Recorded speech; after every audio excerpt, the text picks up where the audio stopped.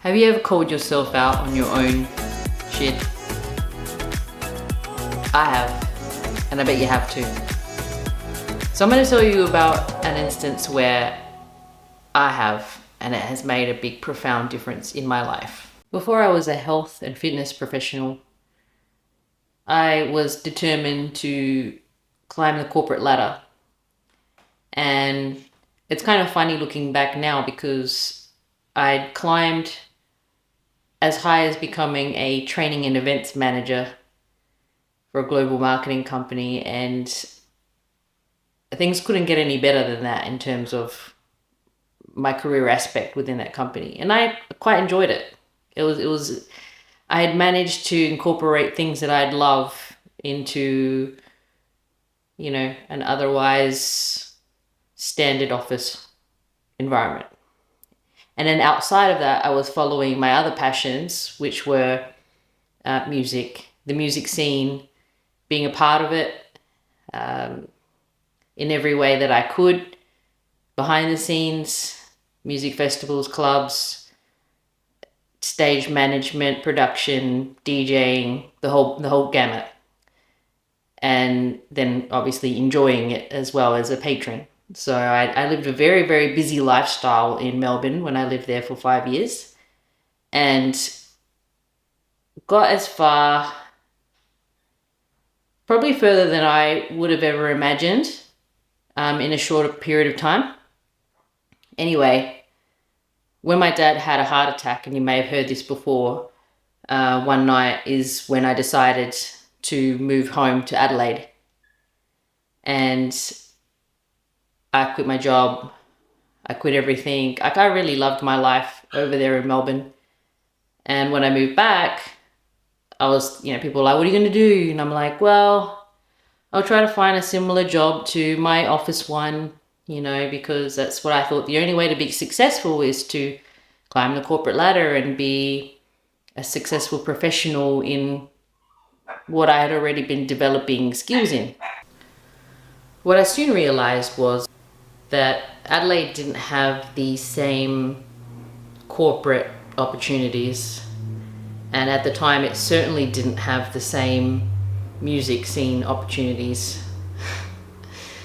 So it kind of sent me into a depressive cycle, to be honest. I really felt stuck and unsure and unclear about what I wanted to do and what I could do, what was possible, what was out there for me. I was like, there's nothing here for me. What am I going to do now? And I didn't really try very hard to find work for probably about 6 months, because everything that I found was not good enough. I made all the excuses. Oh, it's too far. It doesn't pay enough. There's not enough room for growth.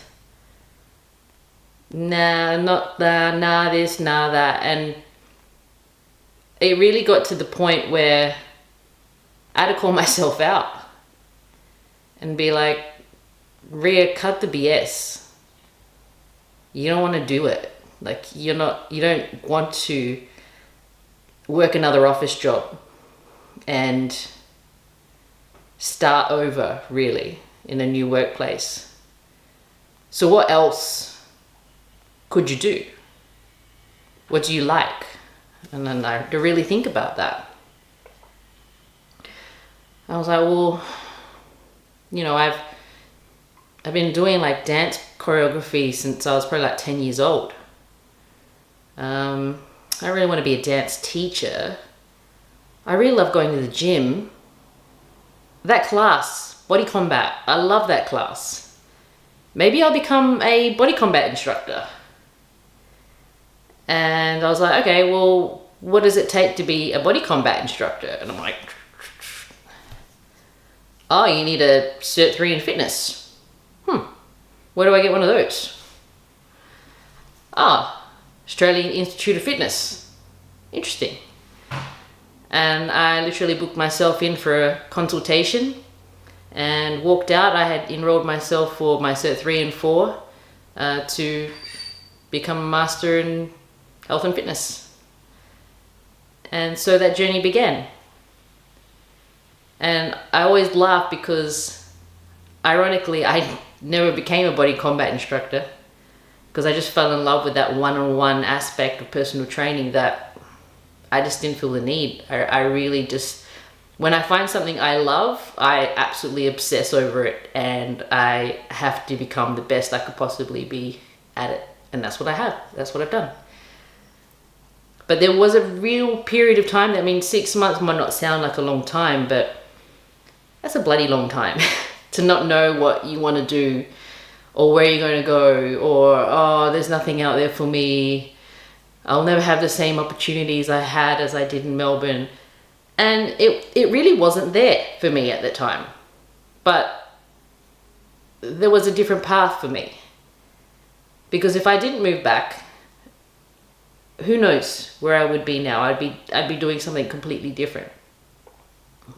But my journey was to be here and to find something else that aligned all of my passions into one career path. And I'm so grateful that it did. Because going through that period of stuck where I just didn't know, and it was so painful. I was so depressed. What have I done? I've moved back. There's nothing here for me. I literally felt like I would have to start back at square one. But sometimes you got to take a real hard look at your excuses and the reasons that keep coming out of our mouths. Cut the bullshit. What is it that you really love? What are you passionate about? And what would you get up in the morning and do for free? And I was just like, I love teaching people how to just invigorate themselves. And now I've made a career of it. And I hope that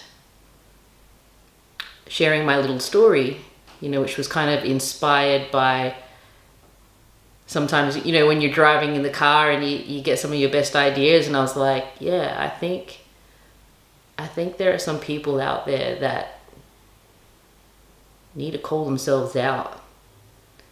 Because sometimes your friends call you out and it's not quite the same.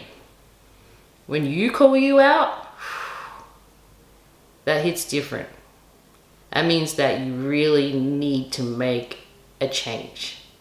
And now.